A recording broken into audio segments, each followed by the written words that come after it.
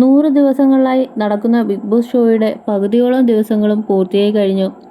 Grand ഫിനാലേക്കുള്ള ദിവസങ്ങളിലേക്ക് എത്തുകയാണ് show. ഇതോടുകൂടി മത്സരത്തിന്റെ ഗതി മാറിക്കൊണ്ടിരിക്കുകയാണ്. ഏറ്റവും ഒടുവിൽ ശക്തനായ മത്സരാർത്ഥിയായിരുന്ന ഗബ്രി പുറത്തായതും അതിനോടനുബന്ധിച്ച് വീട്ടിനകത്ത് നടന്ന സംഭവങ്ങളുമാണ് ഇപ്പോഴത്തെ ചർച്ചയ്ക്ക് കാരണം. ഗസ്റ്റായി വന്ന രതീഷ് കൂടി പുറത്തായതോടെ നിലവിൽ 15 മത്സരാർത്ഥികളാണ് വീടിനകത്തുള്ളത്. അവരിൽ ആരാവും വിന്നർ എന്നതിനെപ്പറ്റി പ്രവചനങ്ങളാണ് സോഷ്യൽ മീഡിയയിൽ നടക്കുന്നത്. ഇതിനൊപ്പം തന്നെ ബിഗ് ബോസ് ഷോയിലെ മികച്ച ഗെയിം രീതിയെ പറ്റിയുള്ള അവലോകനവും നടക്കുന്നുണ്ട്.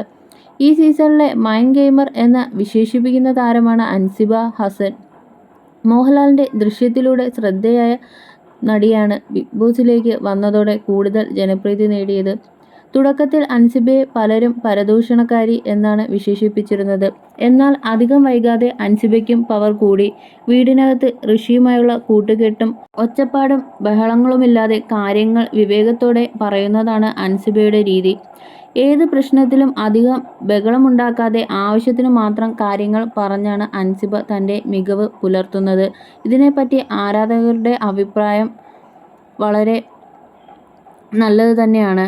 നോറ, ജിൻഡോ സിഗരറ്റ് വിഷയം അൻസിബ സോൾവ് ചെയ്ത രീതി നിങ്ങൾ ശ്രദ്ധിച്ചു കാണും എന്ന് വിചാരിക്കുന്നു. ജിൻഡോയ്ക്കെതിരെ ചെയ്യാത്ത ഒരു കാര്യം ചെയ്തു എന്ന് വരുത്തി തീർക്കാൻ നോറ ശ്രമിച്ചപ്പോൾ വെറും 1-2 ഡയലോഗ്സിൽ നോറയുടെ വായടപ്പിച്ച അൻസിബയുടെ പവർ അതൊന്ന് വേറെ തന്നെയാണ്.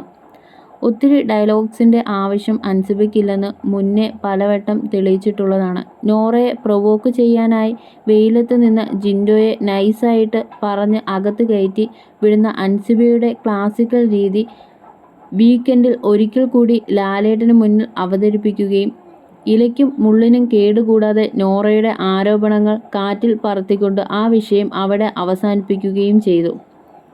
റസ്മിൻ്റെ ക്യാപ്റ്റൻസി ഫേവറിസത്തിൻ്റെയും അൻസിബ തകർത്തെറിഞ്ഞത് 1-2 പോയിന്റിലൂടെയാണ്. കുറച്ചുനേരം ജാസ്മിനെ കൂട്ടുപിടിച്ച് റസ്മിനൊന്ന് എതിർത്ത് നോക്കിയെങ്കിലും അൻസിബയുടെ പോയിന്റിന് മുന്നിൽ രക്ഷയില്ല.